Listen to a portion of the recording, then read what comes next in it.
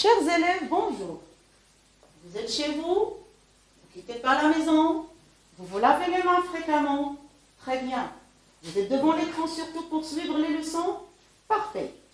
Je m'appelle Houda Saleh Ngadi, je suis enseignante de français, 6e année primaire.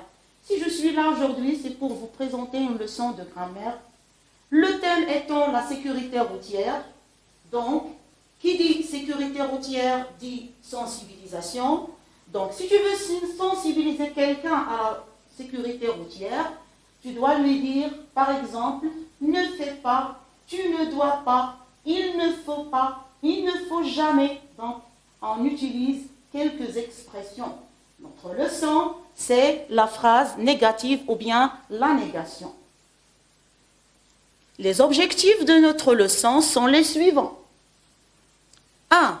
On va distinguer la forme affirmative de la forme négative. Deuxièmement, on va identifier les expressions de la négation. Pour finir avec comment transformer des phrases affirmatives en phrases négatives. Pour développer encore plus notre leçon, voici un petit texte pour étudier plus encore. Sur la route, on ne doit pas être imprudent. Les feux de signalisation n'étaient jamais faits pour ornementer la rue, c'est-à-dire décorer, embellir. Avec le code de la route, les usagers de la route ne sont plus indifférents. Et surtout, le feu rouge que personne n'a le droit de brûler. Sans oublier qu'il y a des vitesses à ne pas dépasser. Donc là, on est appelé à passer par quelques questions à travers lesquelles on va bien comprendre la leçon. Les questions sont les suivantes. Donc, observez bien les mots écrits en rouge dans le texte. À quoi servent-ils? Où se place le verbe par rapport à ces expressions? Et pour les deux dernières phrases, on va déduire quelque chose. Est-ce qu'on trouve les mêmes mots de négation? Quel est le mot présent dans toutes les phrases? On va encore prendre la deuxième et la troisième phrase et on va essayer de faire un petit changement pour déduire une notion. Dans un dernier temps, on va relever le mot de négation utilisé dans le texte. Maintenant, revenons au texte pour pouvoir répondre à ces questions. Sur la route, on ne doit pas être imprudent. Alors, autrement, est-ce que sur la route, on doit être imprudent? Oui, c'est non, non. Les feux de signalisation n'étaient jamais faits pour ornementer. Je reformule encore une fois. Est-ce que les feux de signalisation étaient toujours faits pour ornementer la rue? Oui, tu as raison. Non. Avec le code de la route, les usagers de la route ne sont plus indifférents. Est-ce que maintenant, avec le code de la route, les usagers sont encore indifférents? Bien sûr que non. Et encore le feu rouge. Est-ce qu'il y a quelqu'un qui peut le brûler? Bien sûr que non. Personne ne peut brûler le feu rouge. Et il y a bien sûr des vitesses à ne pas dépasser. Donc, est-ce qu'on peut dépasser les vitesses limitées? Bien sûr que non. Alors, regardez toutes les réponses, c'est non, non, non, non. Donc, quelle est l'utilité de la phrase négative, avec ces expressions, bien sûr? C'est pour nier une action, dire le contraire d'une idée, tout simplement dire non, le fait évoqué n'existe pas. Maintenant, observons l'emplacement des mots de négation. Prenons le premier exemple.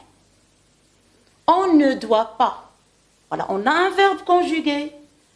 Les mots de négation, qu'est-ce qu'ils font ici? Ils encadrent le verbe conjugué. Donc le ne, il est devant le verbe et le pas, il est après le verbe. Par contre, dans le deuxième exemple, ou bien la deuxième phrase, on a les feux de signalisation n'étaient jamais faits pour ornementer. Regardez maintenant, on a ici un auxiliaire. Les mots de négation ont encadré un auxiliaire. Ça y est? Donc les mots de négation peuvent encadrer un verbe conjugué, comme ils peuvent encadrer dans ce cas-là l'auxiliaire. Les usagers de la route ne sont plus, encore une fois, un verbe conjugué, donc les mots de négation sont séparés par ce verbe conjugué. Mais pour la troisième et la quatrième phrase, est-ce que c'est la même chose? Qu'en est-il pour ces deux phrases? Oui, vous avez fait la remarque. Là, les mots de négation sont suivis et placés devant le verbe.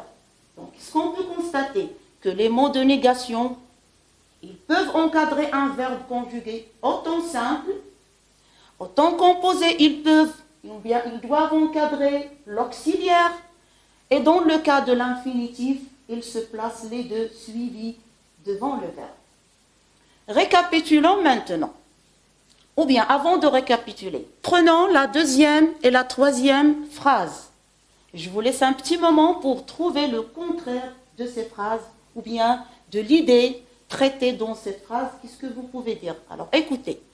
Les feux de signalisation n'étaient jamais faits pour ornementer la rue. Essayez de dire le contraire. Qu'est-ce que vous pouvez dire? Alors, écoutez. Les feux de signalisation étaient toujours faits pour ornementer. Regardez, il y a un mot qui a disparu, il y a un autre mot qui a apparu. Très bien. La troisième phrase, les usagers de la route ne sont plus indifférents. Essayez d'exprimer le contraire. Qu'est-ce que vous pouvez dire? Alors on peut dire, les usagers de la route sont encore indifférents vis-à-vis le code de la route. Donc, qu'est-ce que vous pouvez déduire? Qu'il y a des mots à la forme affirmative. Pour passer de la forme affirmative à la forme négative, il y a des mots qui vont disparaître et on va voir qu'ils seront remplacés par d'autres mots. En voici un petit tableau. Bon à savoir, il y a des mots à la forme affirmative qui vont être remplacés par leur correspondant à la forme négative. Donc voilà quelques exemples. Le mot toujours va être remplacé par le mot jamais. Seulement, n'oubliez pas que cette colonne-là, ça concerne la forme affirmative et la deuxième colonne, ça concerne la forme négative. Donc, le mot encore va être remplacé à la forme négative par le mot plus. Le mot quelqu'un, tous, tout le monde va être remplacé par le mot personne. Quelque chose, tout, cette fois-ci avec T, va être remplacé par rien. Quelque part, ici, ce sont des termes qui désignent le lieu, vont être remplacés à la forme négative par le mot nulle part. Très bien. Maintenant, vous avez une idée un peu détaillée sur la leçon. Donc, on va déduire la règle de la leçon, mais ensemble. On utilise la négation pour nier l'existence d'une action ou pour exprimer le contraire d'une idée. Dans la phrase négative, on utilise généralement deux éléments. Ne pas, ne plus, ne jamais, ne rien et ne personne, ne nulle part. La négation se place différemment par rapport au verbe, comme on a vu dans le texte. Alors, à un temps simple, elle encadre le verbe. Par exemple, le conducteur ne respecte pas, regardez, il a encadré le verbe, le code de la route. À un temps composé, elle encadre l'auxiliaire, le piéton n'a pas traversé la chaussée. Donc là, on a encadré l'auxiliaire par les mots de négation. À l'infinitif, elle se place devant. Il y a des vitesses à ne pas. Regardez, ne pas. Les deux mots de négation sont suivis et placés devant le verbe. Passons maintenant à un petit entraînement pour appliquer ce qu'on a vu. Alors, voici un petit exercice. Parmi les phrases suivantes, soulignez celles qui sont à la forme négative.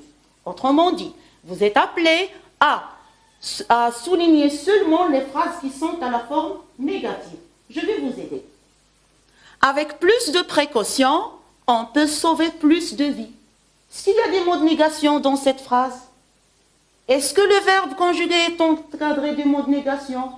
Bien sûr que non. Donc, on ne va pas souligner. La deuxième phrase étant, les usagers de la route ne doivent pas dépasser les vitesses limitées. Est-ce qu'il y a des mots de négation dans cette phrase? Très bien, les voilà. Ne et pas. Donc, c'est une phrase négative. On va bien sûr souligner. La troisième phrase maintenant, il faut que nous soyons responsables. Le verbe falloir, le verbe être, les deux sont conjugués. Est-ce qu'ils sont ici encadrés des mots de négation? Non. Donc, on ne doit pas souligner, c'est une phrase très bien affirmative. La quatrième phrase, ne brûlez jamais le feu rouge, votre vie est en danger. Est-ce qu'il y a des mots de négation dans cette phrase? Bien sûr, il y en a. Ne, jamais, donc c'est une phrase négative, bien sûr, à souligner. Un autre entraînement, mais là, c'est l'action, c'est la production. Là, vous allez me prouver que vous avez bien assimilé la leçon. Donc, vous allez transformer à la forme négative. Voici les phrases. Les piétons sont à l'abri des accidents. Qu'est-ce que tu dois faire? Tu dois chercher le verbe conjugué, qui est ici le verbe être, et tu vas l'encadrer par les mots de négation. Dans ce cas-là, tu as la liberté. Pourquoi? Parce qu'on n'a pas un mot spécifique dans cette phrase qui nécessite un correspondant. C'est pour cela on va choisir les mots de négation. On peut dire tout simplement les piétons ne sont pas à l'abri des accidents. Pour la deuxième phrase, il faut toujours doubler quand la ligne est continue. On doit transformer à la forme négative. Donc, le verbe, c'est « il faut ». Je dois encadrer par les mots de négation. Mais là, il faut faire attention. Le mot « toujours », revenez au tableau. Par quel mot on peut remplacer? Donc, je vais dire « il ne faut jamais ». Le mot « toujours » va être remplacé par le mot « jamais ». Il ne faut jamais doubler quand la ligne est continue. Et c'est un message au conducteur. S'il vous plaît, ne doublez plus quand la ligne est continue. La quatrième phrase, mon père porte encore la ceinture de sécurité. Mon père porte encore la ceinture de sécurité. Même chose, on va transformer à la forme négative. Voilà le verbe porte. Mais attention, il y a un mot encore. Ça vous rappelle quelque chose? Voilà, donc on doit remplacer par le mot plus. Alors à vous maintenant de chercher la réponse. La voilà. Mon père ne porte plus la ceinture de sécurité. Voilà maintenant, pour une dernière phrase, j'ai vu le panneau de limitation quelque part. Pour transformer à la forme négative, je vais dire, je n'ai vu le panneau de limitation nulle part. Voilà donc, c'était des phrases qu'on a transformées à la forme négative. Maintenant, il me reste que de vous dire merci de votre attention et on se retrouvera pour une prochaine leçon.